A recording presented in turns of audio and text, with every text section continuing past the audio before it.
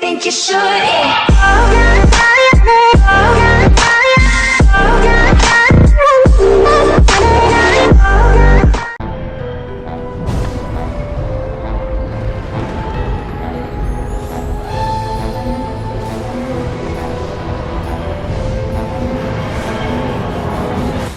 Welcome to this week's episode of Whoscussion. We're your hosts from Whānau, That Random Guy, and Harriet Skelly. Yes. I was like, leaving me hanging. Brian's say hello to the... I was wondering if you were going to, bring up the other person we've got. Yes. No. I was just... I was getting to that. Of course, we've got Brian's joining us again for part 8. Hey there, Brian's. Kia ora, kia ora. I thought everybody was going to leave me hanging just there, just like silence. This week we're going to be covering... For part A, we're going to be covering... What the hell is this week's episode called? Knock Knock. Not to be confused with knock knock exclamation mark. Yeah, not to be confused with Big Finish, because it wouldn't be that hard to get it confused with Big Finish, to be honest. And then we'll be moving on to Legopolis. As per last week, Brian's will be joining us for New Who there. Part B is Something Inside, which I'm really looking forward to talking about. And then finishing it off with a second Doctor short trip, Lost and Found. Brian's, I'll get you to take us away. What were your... Oh, actually, no, sorry. I just realised we need a synopsis. Harriet Skelly, you want to break down this lovely episode for us? Okay. So, right. This episode starts off with Bill figuring out that she's, basically moving out of her foster home, I guess it effectively is. What it seems to be, is that she's with a foster parent. Moving out of that, she's now properly a university student. So she's decided to go out into the world and flat, which is honestly not the best experience in the world. Wouldn't recommend, but hey, it's a thing you need to do sometimes.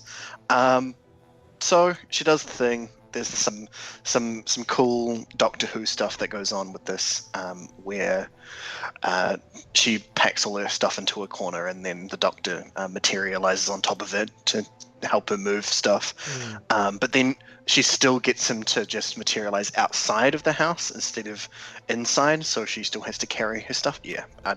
I was a little confused about that as well, to be honest. Yeah, still a little uncertain about that, but there's some explanations about that sort of stuff, about how the TARDIS can do that. He drops some words in there like Time Lord, and how it's actually not a species, totally a rank. Oh wait, that's not what they said. But anyway, that's how it is. And then word drops. Regeneration doesn't really go into that. For proper foreshadowing in the series, which they're not handling which well. I guess, I guess I can understand, because of the whole they're trying to bring in new people, so there's a lot of that going on where they're trying to make this for new audiences, which is fair enough. And this is a perfect time to do it with a new companion. So they're handling it in the initial stages pretty well when it comes to this sort of stuff. But foreshadowing what's going on in the later season, not very well. But we'll go into that later. Just more synopsis for now. So, moves into the house with these people, flatmates, who one of them has disappeared at this point in horrifying circumstances from the audience's perspective. So we're in the house now. Bill's trying to push the Doctor out for some reason. Not sure what's going on there. But, the dynamic of that sort of thing is being done. It's not being handled very well in this particular instance, but it happened. So, yeah. The Doctor still likes Chinese food. That's something that's carried on from a previous generation. Students being students. And house being creepy. Then we get the landlord coming back, who is he's perfect for this scenario. He's perfect for being the creepy landlord, David Suchet. But yeah, by the end of this, it's really not the best role he could have had. Yeah. Yeah, So, definitely. Wasted good talent on on this. not so good yeah. ones. Yeah. So yeah, we go through the spooky haunting thing going on, where it seems like it's more of a spiritual thing, or that deal. People getting picked off one by one, people trying to escape the house, and getting eaten outside of the house, standard stuff. And then, it was a really good horror story there for a good while, and then it sort of takes a turn for the worst, where everything becomes bugs, and the whole the reveal of the reason was not led into in any way, shape, or form, considering basically the rest of the beginning of the story was all about foreshadowing, but it didn't really foreshadow anything in this particular story. So yeah, good stuff on that one. So it turns out that what happened was several years ago, about 70 odd years ago, was it? Someone, there was people living in this house, a lady and her child. Lady became sick. Her child found some alien bugs in the garden, brought them to her because that's what kids do, and basically made her a wood monster because of this. And the bugs had been basically trained via audio cues to consume other humans and keep his mother alive eternally. And then when Bill and Doctor basically figure this out in front of her and explain this all to her, she's not particularly happy about that. Basically, sort of like a bad child sort of thing, like, why did you do this? This is terrible. That sort of stuff. And then somehow or another, she gives up her immortality by using the bugs to bring back the other people that she'd consumed over the episode. And that's basically the end of it. House crumbles away because it had been made out of bugs this whole time, and the bugs all disappeared apparently when they brought all these people back for some reason, not well explained. And then there's the vault thing that happens afterwards, like it's been happening every single story from now, or previously.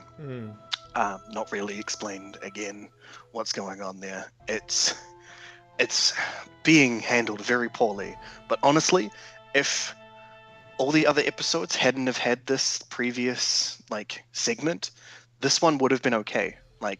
This one would have made sense because it's mid-season almost, and if we had not heard about it in the last two episodes, and it suddenly showed up, that would have been fine. That would have been pretty good. Having it show up every single episode, no, cut that out. Yeah. So yeah, there's a whole lot of the story that there's little bits and pieces of the story that aren't very good, sort of niggling bits. But the only reason that you really notice them is because by the time you reach the end of it, you're just sort of inundated with this, and then the ending just sort of falls over really, really, really badly. It's the moment you see the picture of the mother that it sort of really just properly kicks the bucket. Sure, the bugs were a really bad thing, but I was just sort of gonna chalk them up to another one of the bad things that's happened in the story. But then it all just sort of accumulated there with, his mother is here and is being helped by the bugs somehow. It's that would have been way better if you put a picture on the wall somewhere and she had actually just been possessing the house in some psychokinetic way instead of bugs. Because we've already done the bugs this season. So yeah. Or if we could have I don't know, used all that forethought that we had with the TARDIS picking up the boxes. If we had the Doctor use the TARDIS to capture the house, so that's how he solves the problem. Is him putting the house under arrest basically by putting it in a police box. Like how they were used originally. Genius. That would have been good, but no. Yeah. No, bugs. Yeah. There's so many plot holes in this episode. It's just I felt like it didn't even go through Q&A. It's just, Yeah. Like, Actually, yeah, how do- Brian's. I'd like to actually, after the synopsis here, can I get your thoughts on the episode? I think this is probably the worst episode. It was a good concept, but man, did they screw the pooch on this one. They like, for one thing, like, where did these bugs come from? Great, they're in the garden, awesome. Why do they just not eat the mother and the boy like straight away? Like, they're perfectly fine consuming any other human, any other organic matter, by the looks of it, because they actually are the trees outside as well. Yeah. Like, what's stopping them from moving out in the house? You know, consuming more land. But no, they just fused with a woman and decided to stick to this house because the guy had a tuning fork. Like, like, Yes. where's logic in this? This is an alien species that infests planets. Obviously has to infest planets. But it's just like, no, I'm just going to stick to this one house because plot. Yep. Then, like, I already know that Fano does not agree with me on this, but I felt the interaction between the students, Bill, and the doctor was so weird. It just seemed... It was very weird. Like, that all those students know who the doctor is. Like, he's this famous professor that everybody goes to. And, like, Bill's just like, he's my granddad, now leave. But, like, that's not... I can understand her not wanting him in her personal life. That's perfectly fine. I could see her trying to play it, going, "Oh, well, I'm not his star pupil." Like, I understand that as well, but like, that's not what her character is like. Like, the last 3 episodes, she's so laid back and chill to just be like, "Oh yeah, She seems to be just like, she would just go, "Oh yeah, that's the doctor. Yeah, he's teaching me.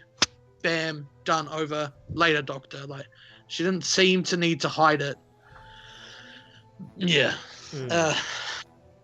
Yeah, there was just a lot of things in that episode that just didn't make sense. But the actors were cool. I like the actors. I want to see more of them. Hell, if that was an episode of Class... with like, that would have actually been a significantly better episode for Class. Like, yeah. There you go. Yep. Like, wow, it was that easy to fix Class. Be like the Magic School Bus, you know. Dun, dun, dun, dun, dun, dun, dun. Like, I would love that. I wouldn't mind seeing that group have more interaction with the Doctor in some sort of event like that. Yeah. Because I think it would be quite good.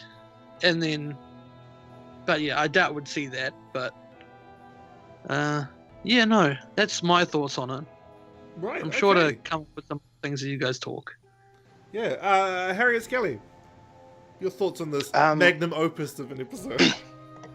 Well, I already kind of gave my thoughts around it. So yeah, it honestly, there are so many bits of this that I wish they'd just done something different. You know, like there's so many.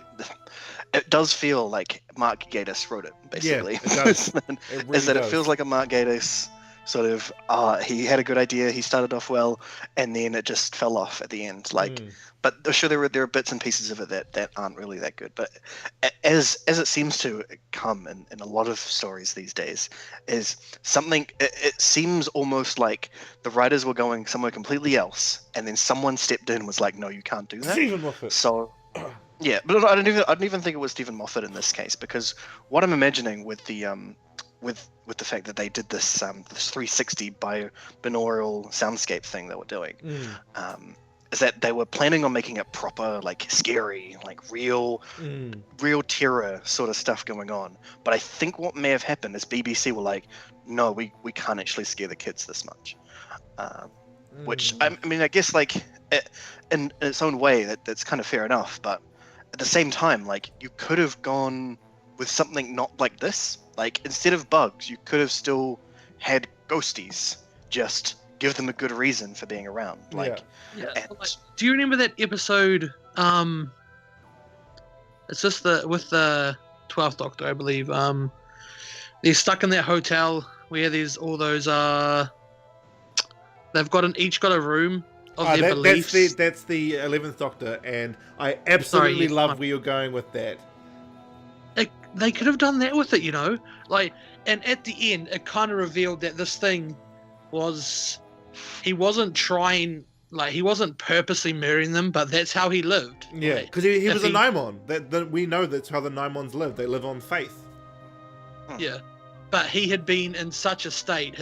Obviously something had happened where he had to do this, but like, and they did portray that, and then he died.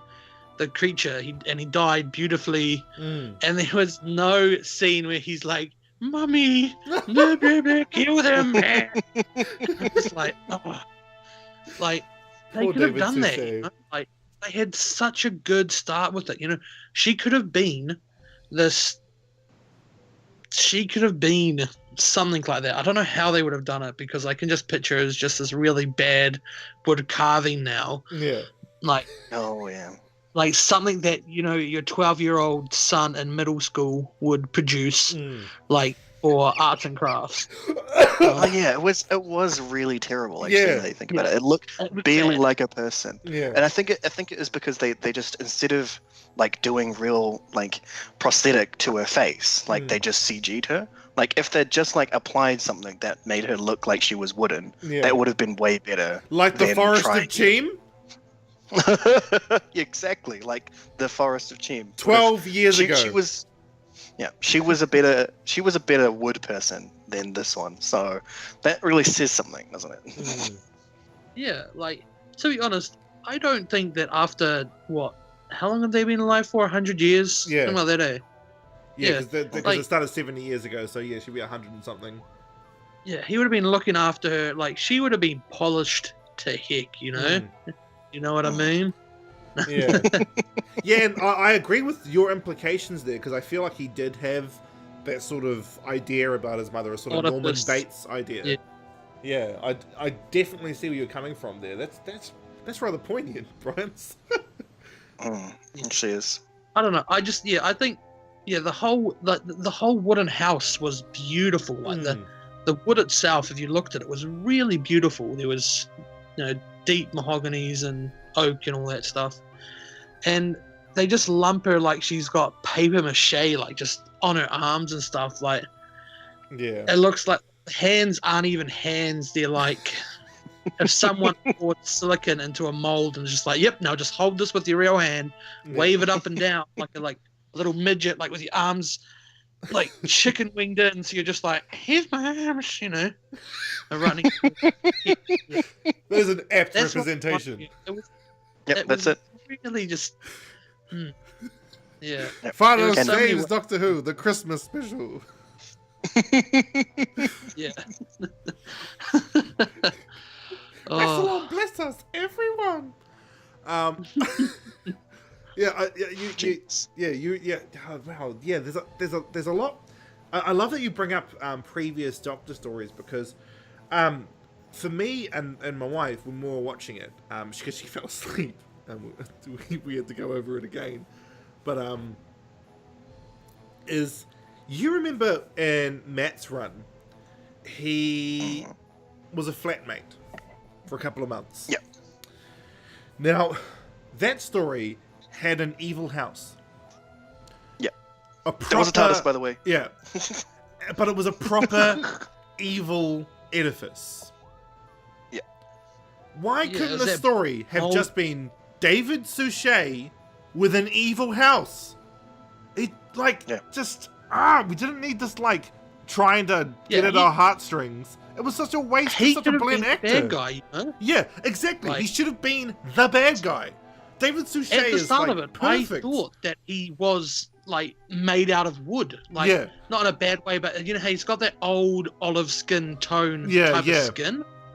Like, I honestly thought that was going to how they reveal it. Something would happen where he would lose control, and you'd see the kind of see him become more wooden, you know, more of a ghoulish sort of thing. But Yes! then they did the stuff thing.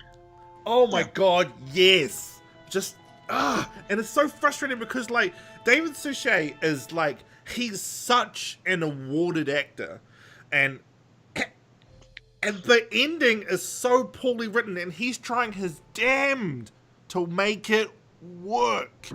And you can see him like forcing it to try and work. Like that last little interaction between him and the mother, he gives it 110%, and you can see in his face that he knows the dialogue sucks. And I hate it because it's not fair to him, and it's not fair to us as the audience. It should have just been evil David Suchet with an evil house. And like as Harry Skelly was saying, where like the doctor's last resort is hiding it away, like hiding the house away somewhere in the TARDIS. I mean, we know the TARDIS goes on for donkeys. He could have like put it in some temporal lock in like somewhere in his TARDIS, or in that vault he's hiding underneath the school. You know, well, it's like you noticed every single one of the monsters in this series, in this season, has had a good reason behind it. Like, they haven't just made a bad monster who is bad, you know? Yeah. And that's the problem. What? The magical space oil was just trying to help a girl escape her deformity because she hated it so much for some reason, even though it was, like, hot as hell. And then the next episode, evil space whale eating everything, but he's actually just chained up. I absolutely love that you totally skipped Smile. I love that you did that because Smile's so forgettable and you've already forgotten it. That's amazing. That's I was like, oh no. Because you know what? The wall. No, but even then, Smile has the understandable character, the understandable reason for failing. Yeah, you're absolutely right. Yeah. I mean, the only character that's been like proper evil is the human that was like just a douche. Like that was it. That's the one guy who's been evil for the sake of it. He's just evil. Like, you've gone real muffly there, Brian's. Yeah, you've gone real muffly. Sorry, is that better? That is significantly better. What did you just say? Sorry. And he was an excellent character. I liked that character because he was just evil for the sake of evil. Yeah, exactly. There's nothing wrong with being evil for the sake of evil, and like I said, and also the robots. Quickly briefing that is they went evil because they were just trying to solve grief, and that's the only way they could see it was murdering you. Yeah. And Harriet Skelly, there were some similarities between Smile. I think you were pointing out there. What was that between Smile and this episode? Oh, the bugs. Yep. So, in Smile, there is the sort of Vashton Arada-esque things. Yeah. The nanobots that create the walls. In Smile, that's they've created this building and they are the walls. This is very similar to what's going on here, where bugs are in the walls and they even make it up so that when the bugs finally go at the end, the house starts to crumble because they're made of the bugs. Yeah. So, really? You're doing that again? Yeah, exactly. 2 episodes later. This hasn't been handled well. And another thing is that we War and Peace know Susan's coming back, and they didn't handle the foreshadowing of Susan coming back very well at all in this episode. Oh, he's my grandfather. Grandfather, get out of here. Yeah, grandfather, please. Grandfather. And I'm just like I said, I already spoke to Floyd about this, and Fano, sorry, I just spoke to Fano about this, and I just did not like that. It was they're not handling that as well. They handled that worse than the Vault. I feel they're like Susan's coming back, and I'm just like, you could have handled that like way better. Come on, like. I'm very happy she is. 20% of the population doesn't even know who Susan is, so don't stop. So let them have it as a surprise, and why couldn't we have it as a surprise as well? Exactly. You know? Exactly. People who actually know who Susan is would have loved a surprise where she just comes back. Yeah. Even just for one episode, if that's it. It's like when the Davros came back. No foreshadowing at all. Would have been fantastic. Your mind would have been blown. We would have been like, "Oh my god!" Yeah. Whoscussion. There's 2 times that happened for me, and they were both with Russell. And the two moments, I know it's weird because I like always pick on RTD, but the two moments were when Martha says he's got a watch just like yours. Yep. And it was the Master. That blew my mind. And it's funny because like, I used to watch it with religiously with my little sister, and she was like, "Who the hell's the Master?" And I was like, "Oh my god, you're about to find out, girl." And the second time is when they were like, when it goes, "It's you, isn't it?" And Davros came out of the shadows, and I was just like, "Oh my god!"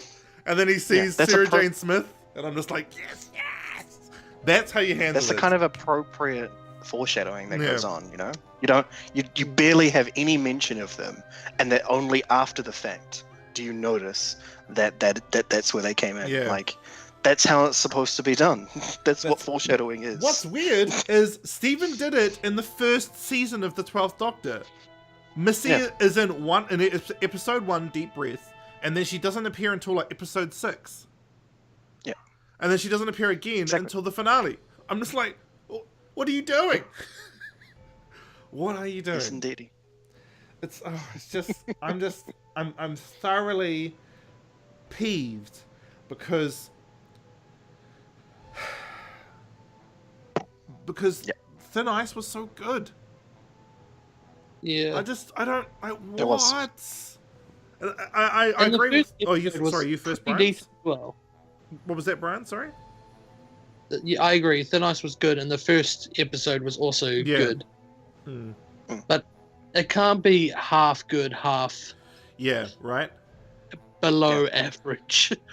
That's what seems to be happening at the moment, is that it's like that, that we're getting a 50% on whether we get a good story or not. It's like, sure, I mean, like, it's better than them all being bad, but considering how it used to be in Doctor Who, you'd get maybe one maximum terrible story out of the lot. Like, we go back to like the original like RTD first season, like most of the episodes were passable, they weren't like, there was some really glaring issues with a lot of them, but nothing that would break your mind.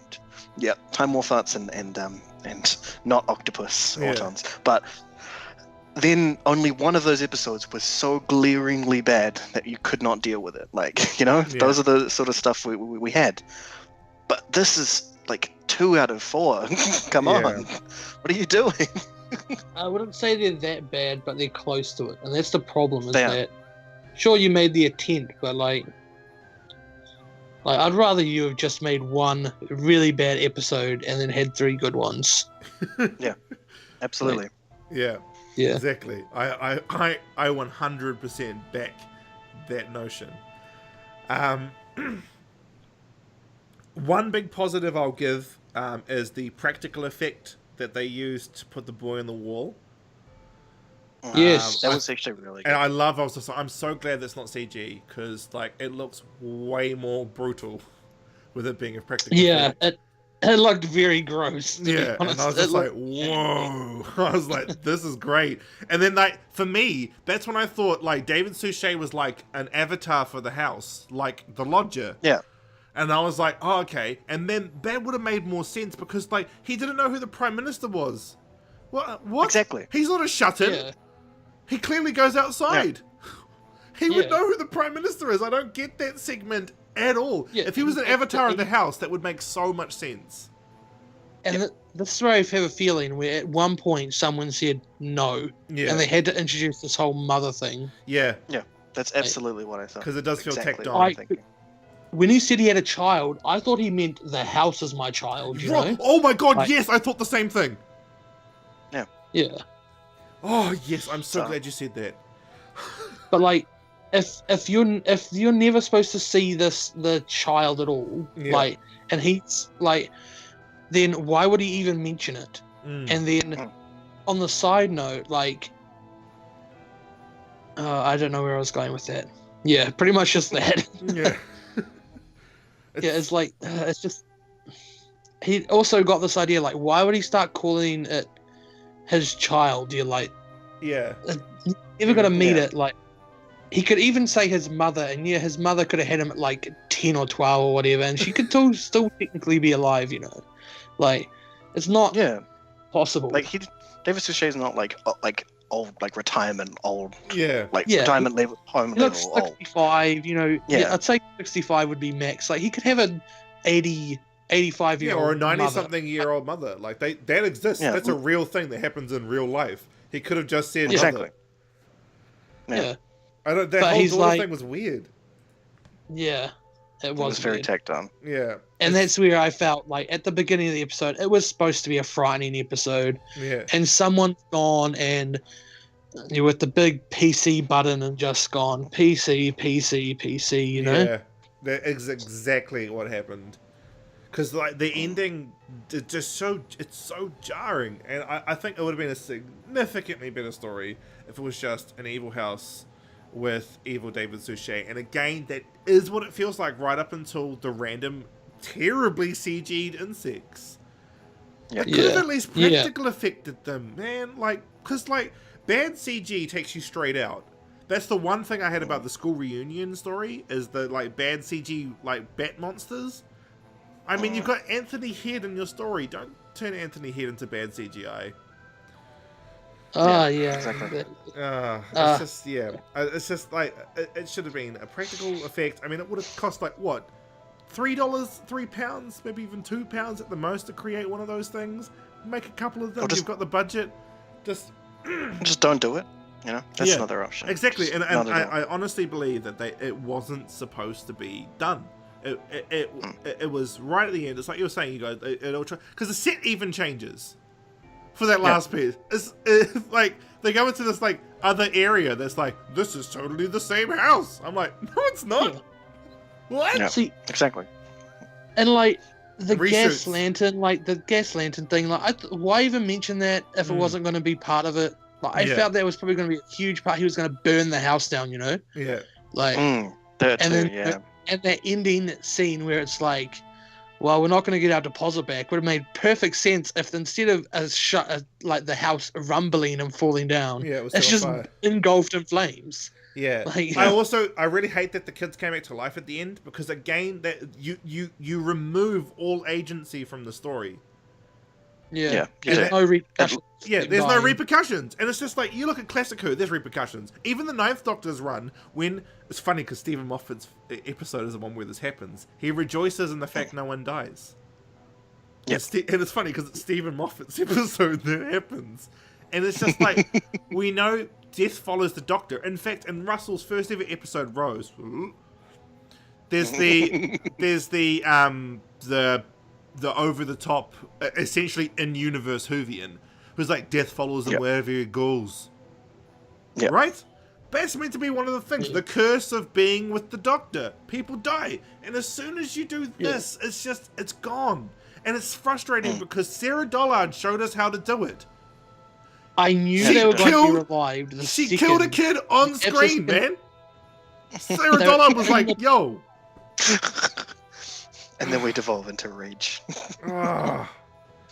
in the basement where that boy runs and then he gets eaten, Yeah. like runs away and panics. Like I knew that the second that happened, that they were going to all come back because Oh, at this point they're literally just killing off characters so they don't have to put them in the final scene. yeah.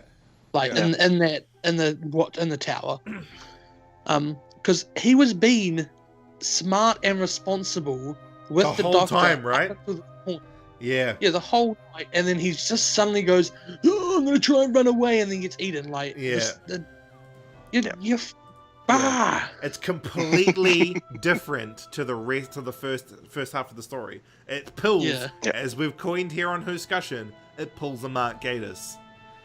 The Yeah. ending. I'm sure even Mark Gatiss thinks that is something that's supposed to happen. Like, it's how he feels. He feels that how stories are supposed to go. Is that like they get a twist at the end? Yeah. It's like the worst Shyamalan you can The do. Shyamalan. That's it. The Shyamalaning. Ding. Alrighty. Well, we've gone on about this story for quite some time now. I think we'll bring it to a close. Final thoughts. I'll grab everybody's final thoughts and then we'll say "Que sera, sera" to Brian's. Brian's final thoughts. if this is the current trend, I don't see Doctor Who going on for too much longer. Yeah. Like, pick up your shit, BBC. Mm. Yeah. Harris Kelly? But hey, just please stop. Like, I can't wait for this season to be over, and then it goes over to the other, goes over from Moffat to Turnbull, Yeah. and I hope that we see some radical changes by the end of the season. Like, I hope that the Susan ploy is that Susan becomes the Doctor. Yes. And we get to get rid of all of this horridness. So Soft reset. it might not happen. Yeah, just do a soft reset. Love story. Yeah. Yeah, please. Susan love story. Well, I mean, like, you know, she's lost her kid and her husband, so she's all out of love. Perfect timing. So lesbian it goes. Yeah. Oh, no way, Bill! Are you Thank sticking God. around for next season? Please not. Please don't actually. Please don't do that. No. Oh no. That's what I'm worried about. Is if Susan does become the Doctor, and obviously she'll get regened. I mean, Caroline Ford's, she's getting on a bit. They'll regen her. And I'm just worried that they'll turn it into like slash fic. That's the only thing I'm worried about. And I don't think it's a fault of the actress at all. I think it'll be down to the writers to just try and get them out of that slump. Though, and to be honest though, Chris did write Series 2 of Torchwood, which I feel was significantly better than Season 1. So, I don't know. I think we're in good hands, to be honest. I agree with everybody else, though. I don't want this to be the trend for the rest of the season, where we're on again, off again. I don't want Series 10 to be the Ross and Rachel of Doctor Who. You know? Off again, on again. I don't want that. Yeah. With that out of the way, guys, we bring our Whoscussion rather, on Knock Knock to an end. Brian, thank you so much for joining us this week, man. And you've made editing a heck of a lot easier this week. Alrighty, man. We'll catch you next week. See you guys. Awesome. All right. Well, with that out of the way, we'll jump on to Legopolis. Now, the problem with Legopolis is this is another big kettle of fish because it's a regeneration story. So, Legopolis. Quick rundown here is the Doctor randomly. I think, to be honest, I think this is a psycho suggestion from the Master. He decides that he wants to fix the chameleon circuit of the TARDIS. Well, no, this is another one of those.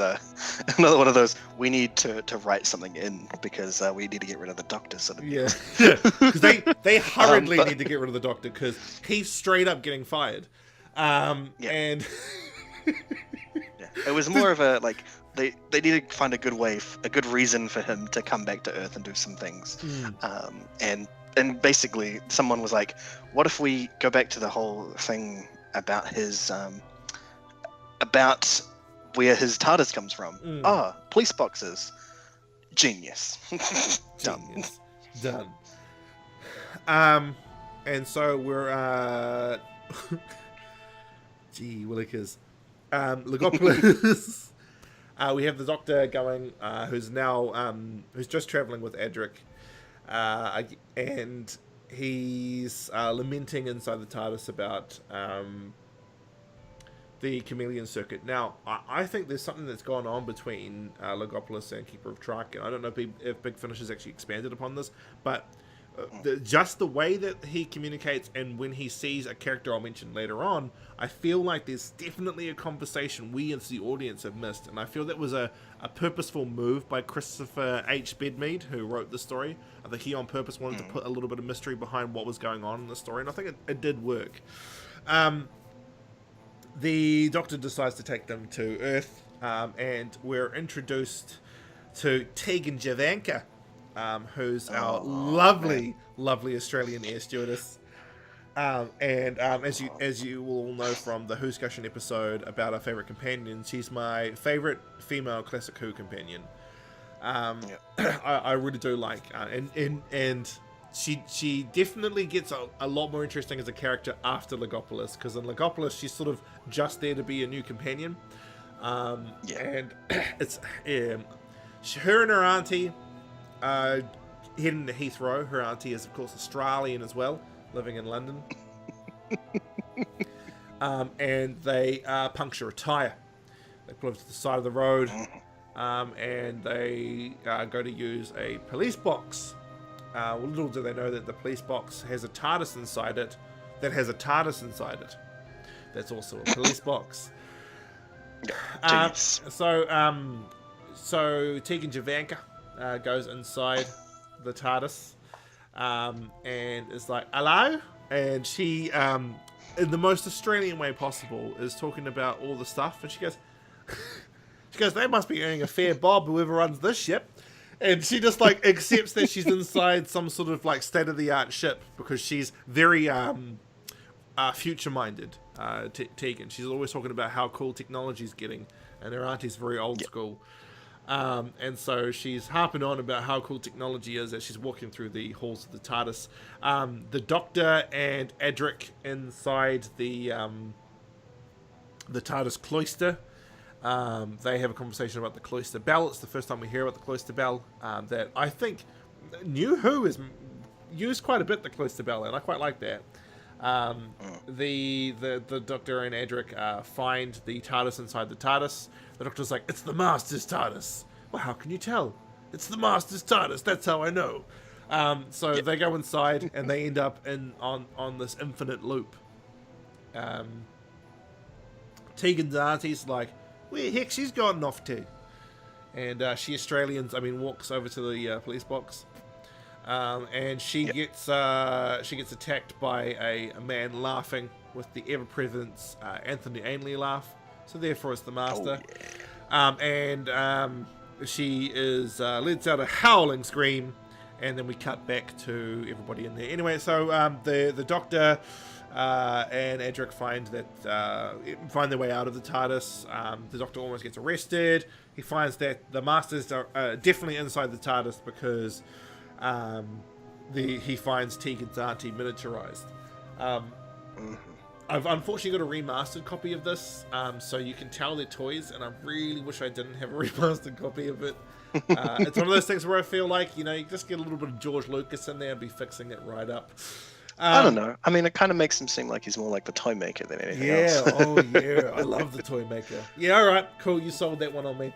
The Doctor sees a figure that is sort of like a spectre. He's this white, ethereal being, very minimalist facial features, and as a kid, he scared the crap out of me. And so this being is known as the Watcher, and the Watcher definitely follows suit on what his name is. He watches everything. He's ultra creepy, but I mean for a reason. He's meant to be a sort of this like a Penny Dreadful character, essentially, for the Doctor. This lingering presence. The lingering will. Yeah, that fight. That fight. So the Doctor decides to instead head off to Legopolis after having a confrontation with the Watcher on a bridge. They head off to Legopolis, which is this planet filled with these high-functioning telepaths that have this ability to hold off entropy. And they are able to create matter through conversation, which is pretty cool. It's a bit of a I guess a shortening of the explanation as to what's going on, but I'm not gonna like go into like real in depth. So actually, what's happening there? Because it is a bit of a mind flip. So just think of it as that. Yeah, they through conversation make matter. Yeah, totally. And they're basically holding back entropy from destroying the universe. The Doctor goes there. Their leader is so charismatic. I would so go grab lunch with this guy and just hang out and talk with him. He's like the actor they hired to play the leader of the Legopolitans. He's great. I like that actor. I love his performance. I love the energy he gives to the scenes he's in. He was a really good casting choice. Yeah, she was. Yeah. Very much so. I was just like, this guy's great. He's like, Doctor, hey, you want to come hang out with us?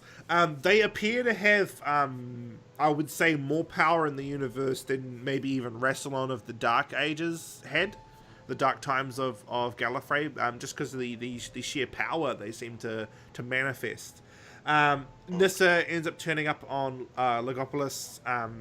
She says that she was brought there by some man. The Doctor pretty much knows who brought her there. He's like, oh man, why are you bringing other people here?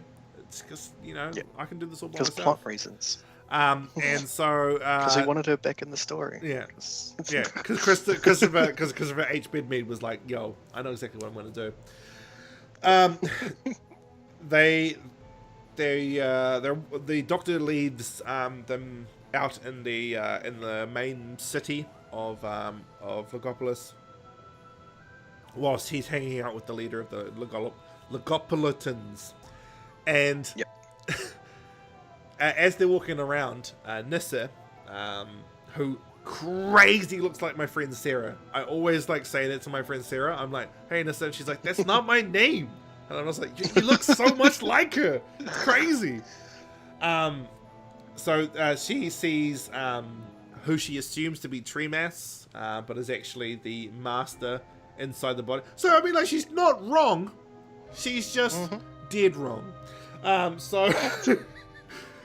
He, without needing the use of mind control, because he has the face of her father, he uses this visage to instruct Nyssa and sort of messing with the Doctor's day.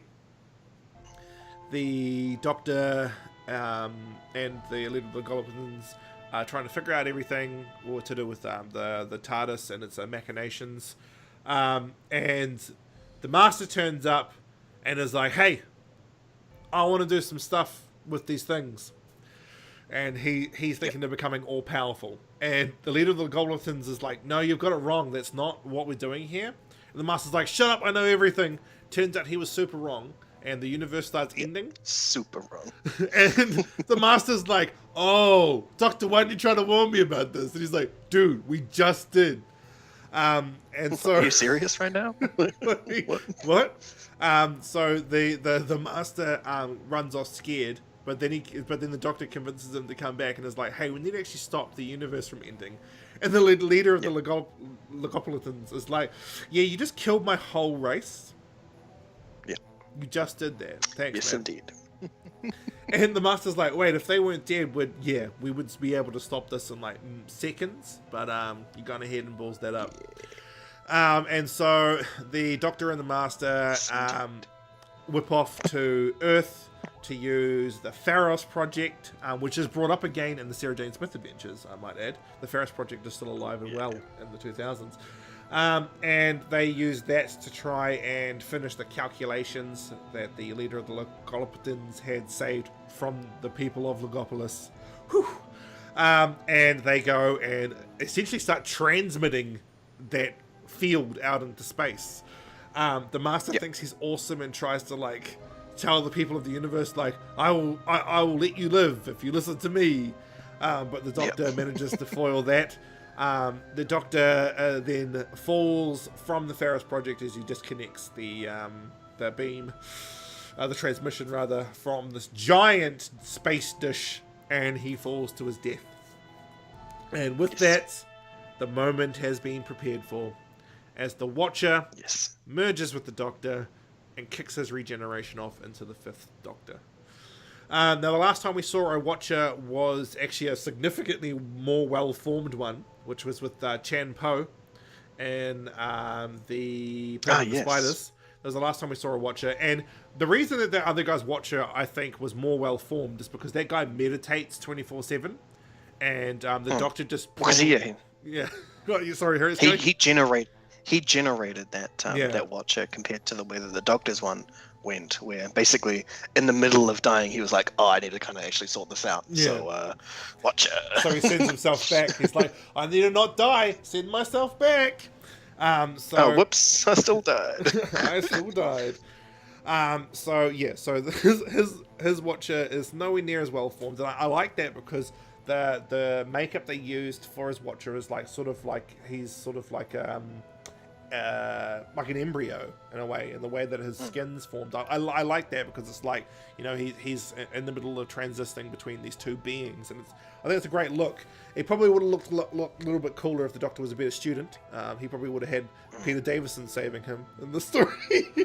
Or just like looked like a guy that was mixed between Peter Davison and Tom Baker. That's 2.5 that's what Doctor. I'm thinking.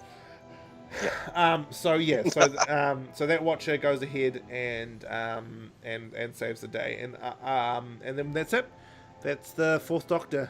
The moment had indeed been prepared for, and I really do like that he doesn't like have. He dies a bit like the third Doctor, where the third Doctor is like mid conversation. Yeah, And, he doesn't have this like elongated. Like talk. I mean, like if you think stuff. about like even 1 and 2 were sort of like that. Like 1 just died. Like he walks into the TARDIS and he was like, he's like, I don't feel too well. Oh, I'm dead. And Later. And 2 was like, no, you're making me feel giddy. So that was indeed that. So with that out of the way, Harriet Scully, your thoughts on Logopolis? This is a really, really nice story, honestly. Like, there are some bits and pieces where it felt like it may have been a little rushed, but that's only because we know why. Yeah. You know, because Yes, we do.